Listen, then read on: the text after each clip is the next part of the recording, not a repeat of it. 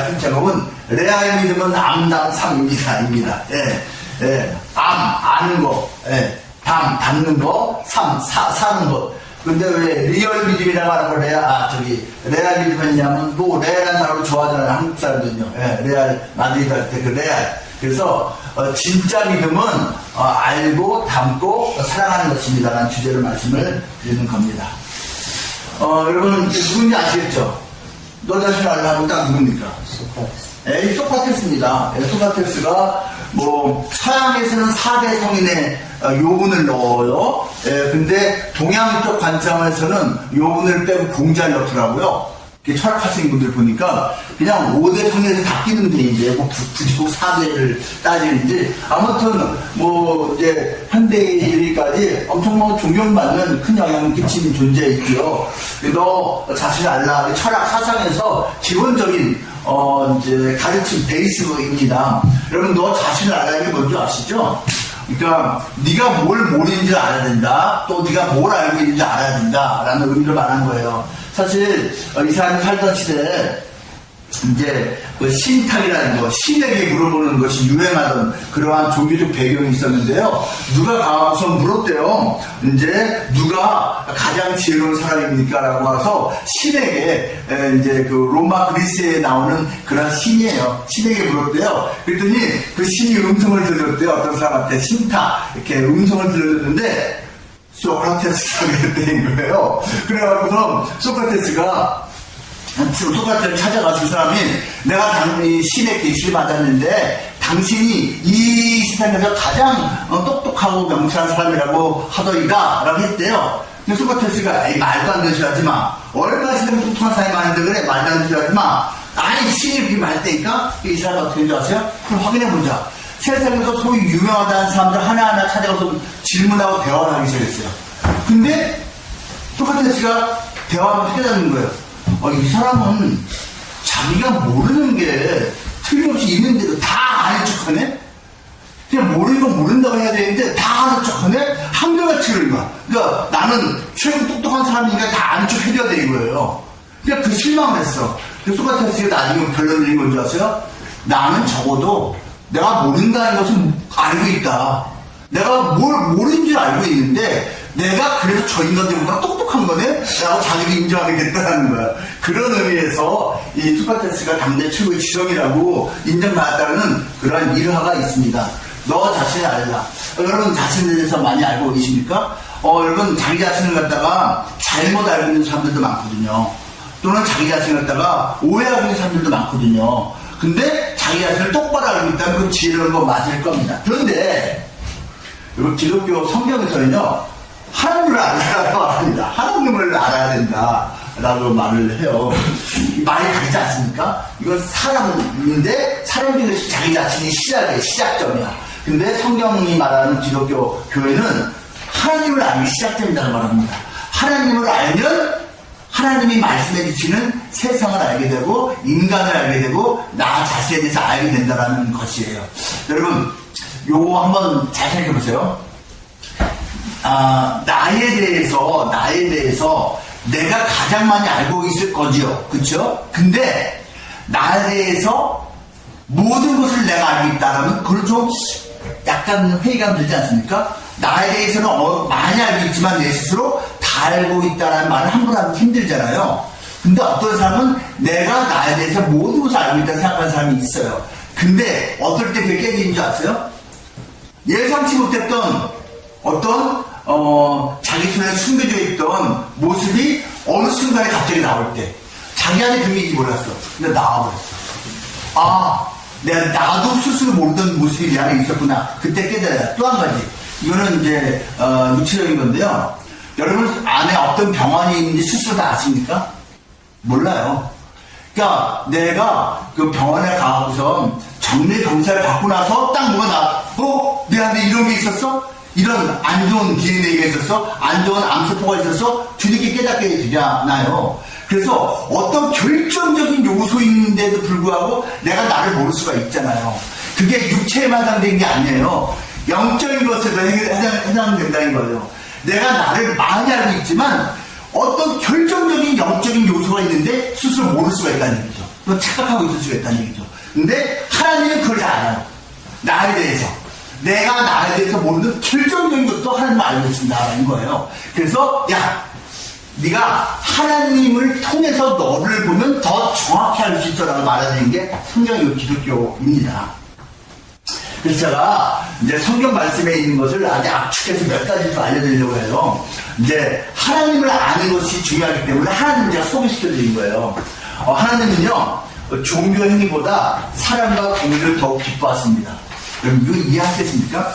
예를 들면 많은 사람들이 착각을 해요. 하나님은 교회 가서 예배당 가서 열심히 찬송 부르고 기도하고 말씀 듣고 헌금 내고 이런 거를 최고로 기뻐한다.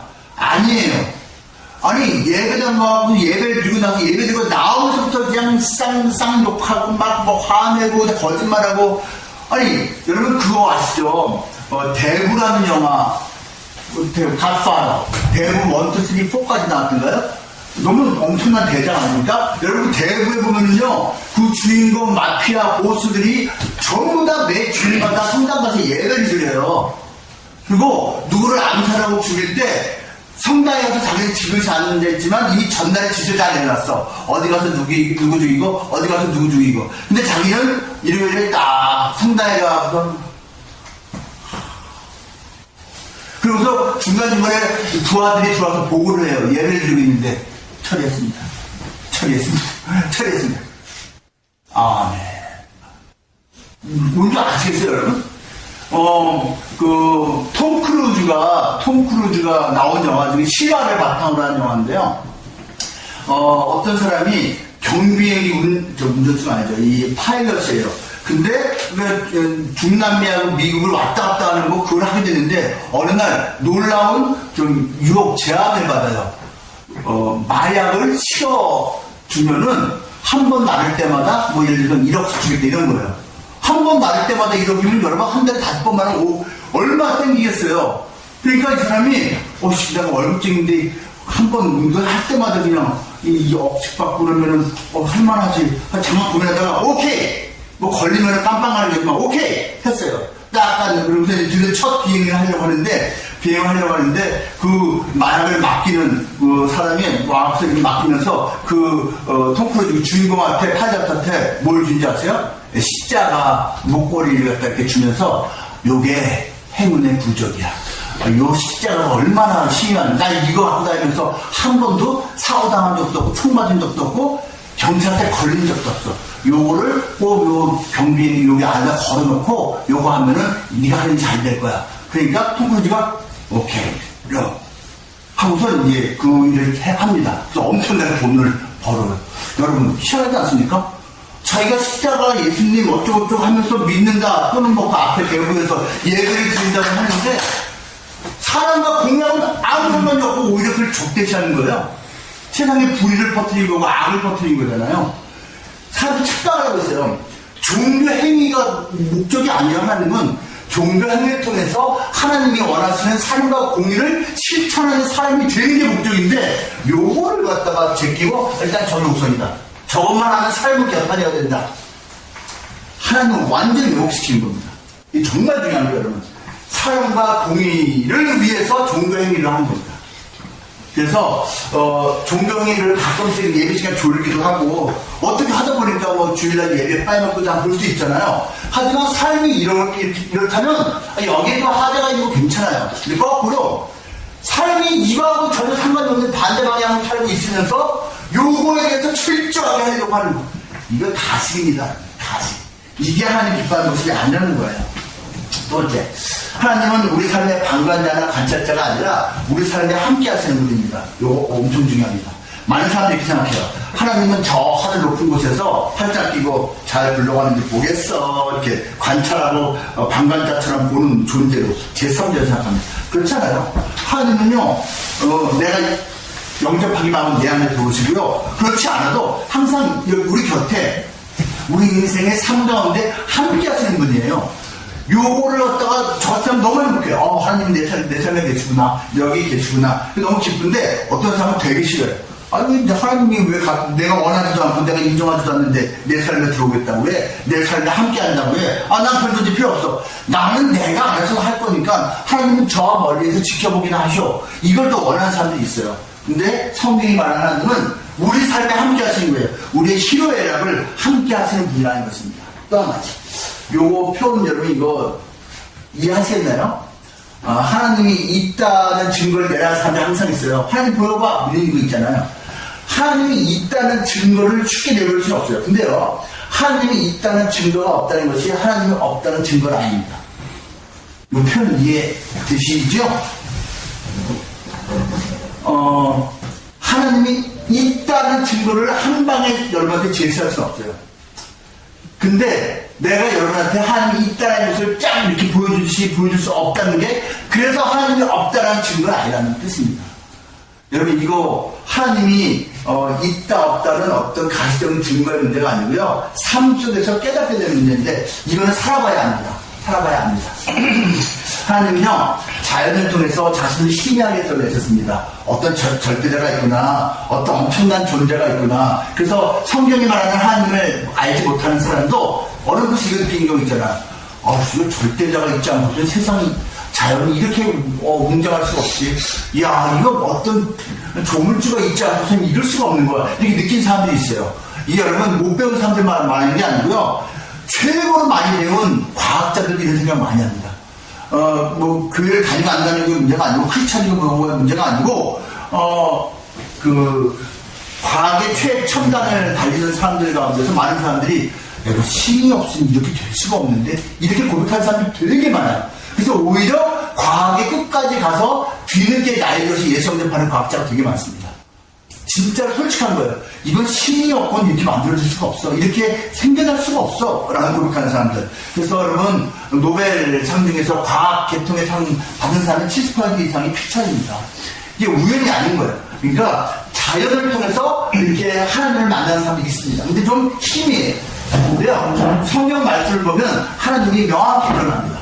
성경 말씀에서 쓰여져 있거든요. 그래서 성경 말씀을 가까이 하는 거예요. 한 가지가 더 있어요. 예수님을 통해서는 자신을 세상에 보여줬습니다.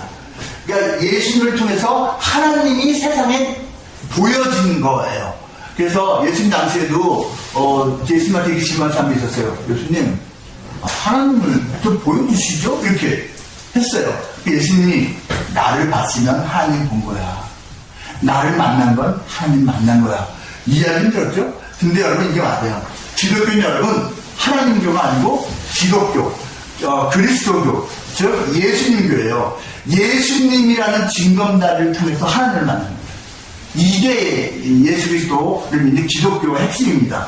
다이렉트로 하나님을 만나는 게 아니고 예수라는 다리를 통해서 하나님을 만나게 되는 종교입니다. 그래서 예수님이 그렇게 많이 강조되는 거예요.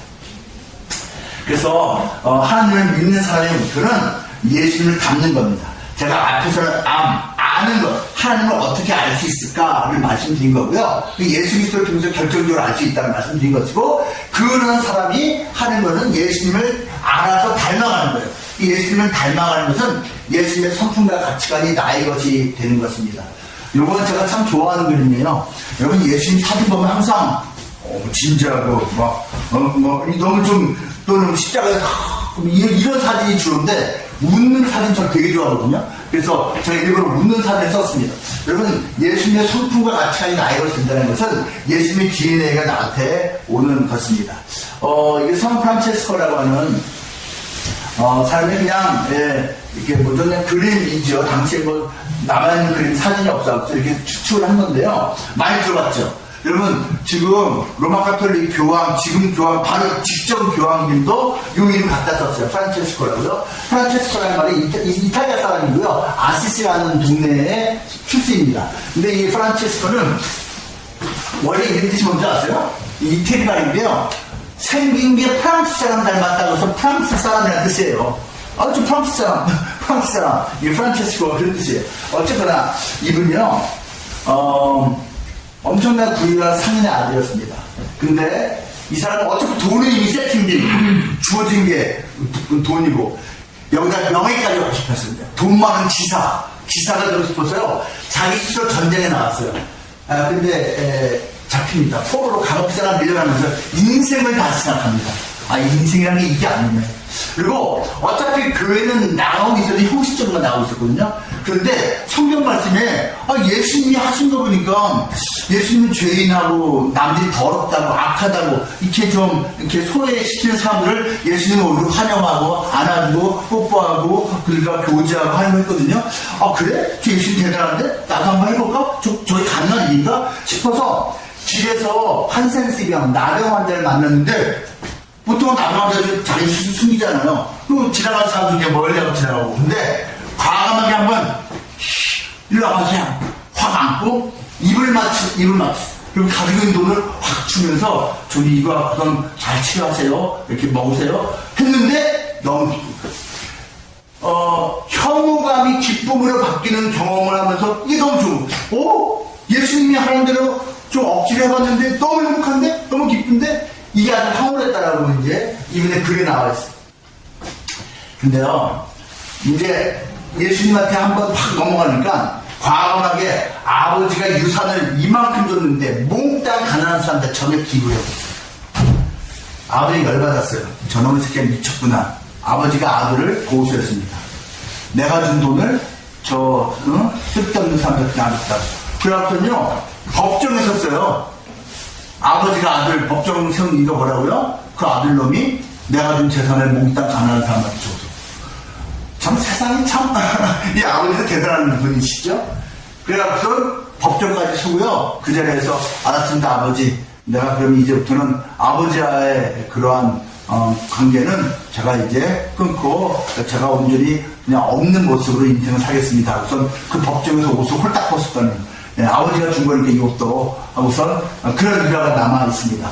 탁발소회를 창립했고요. 탁발소회라는 것은 빌어먹으면서 살아가는 이 가난한 수도승의 삶을 말하는데요. 여러분, 이 탁발소회가 나중에는요, 유럽 최고의 교회 조직이 됐습니다. 어마어마하게. 이 사람은 이렇게 따르고 존경하는 수많은 사람들이 이제 모이게 됐어요. 이 세월이요.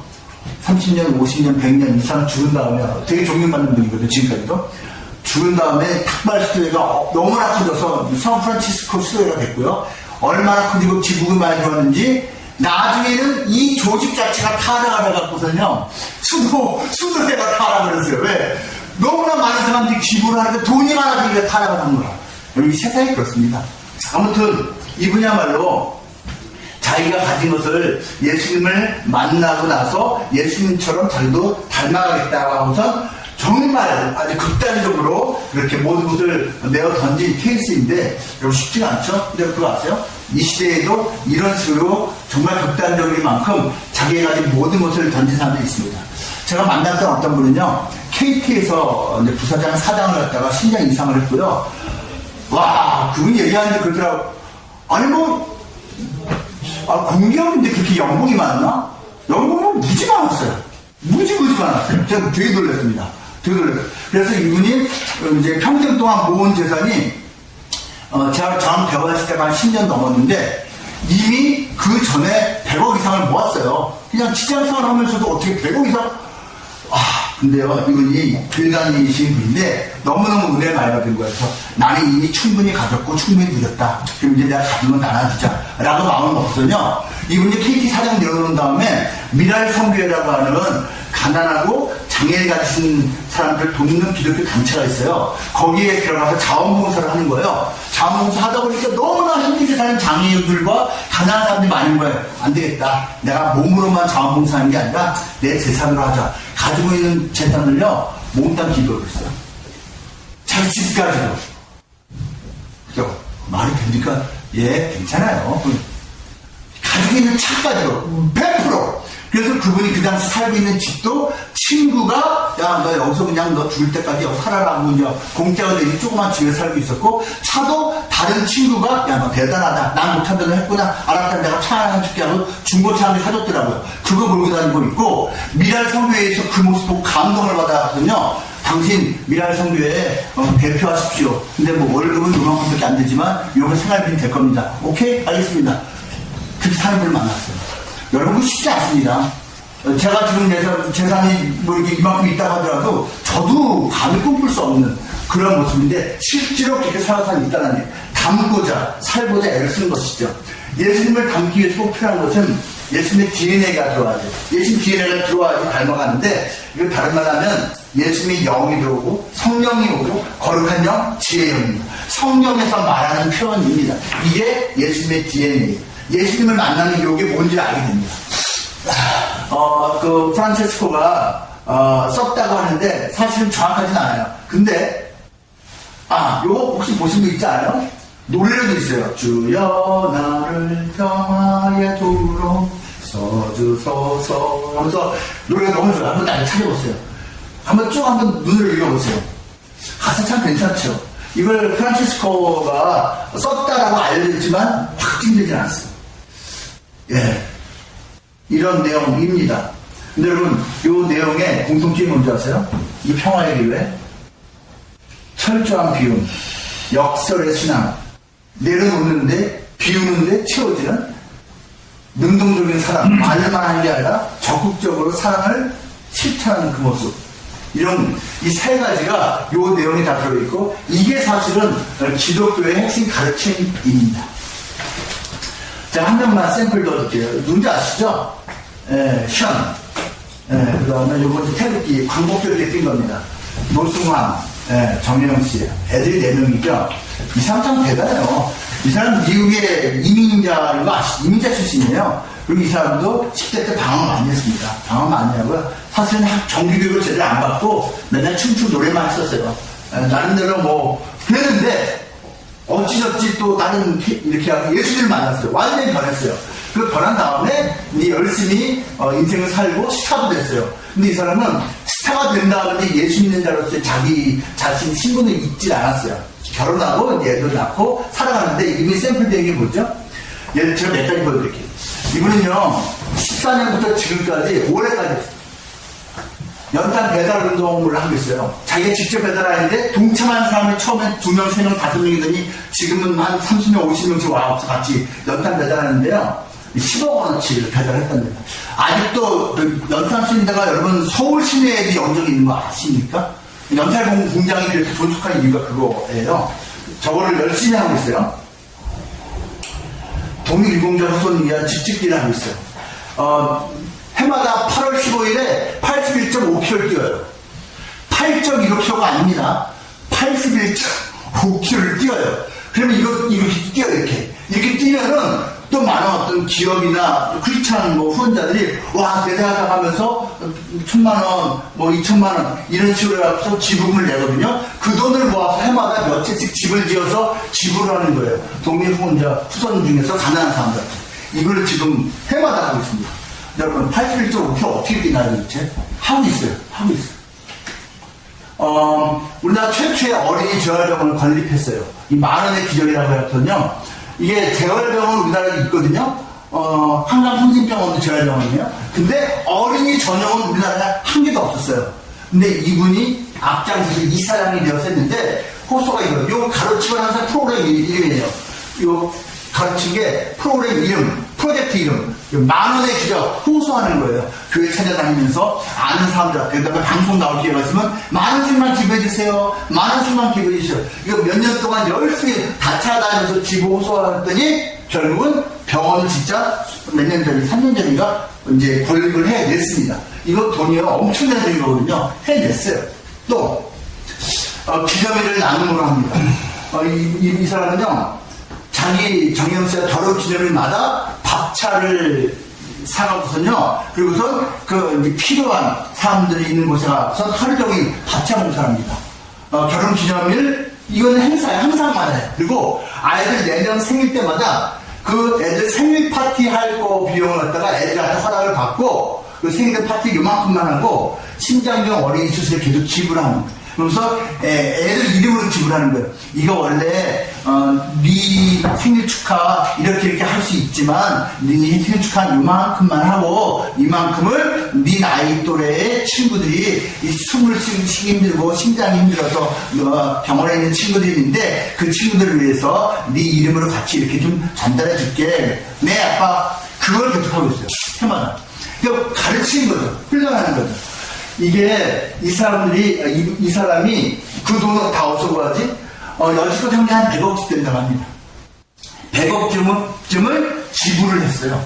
그러니까 자기가 연예인으로서 버는 돈도 있고 이렇게 하면은 또 지불 받는 것도 있는데 그걸 갖다가 전부 다 기부하면서 지금 살고 있어요. 그래서 여러분 이 선한 영향력이 어마어마한 사람입니다. 근데 이 사람이 말하는 게 그거예요. 내가 방황할 때 20살 나이에 예수를 만났다. 예수님 만나서 인생의 목표가 생겼고 인생의 자세를 배웠다. 그리고 그 예수님이 지금도 나와 함께 뛰신다. 그 예수님과 함께 뛰면서 나는 이걸 하고 있다. 라고 말을 여러 방송에 나와서 한 적이 있습니다.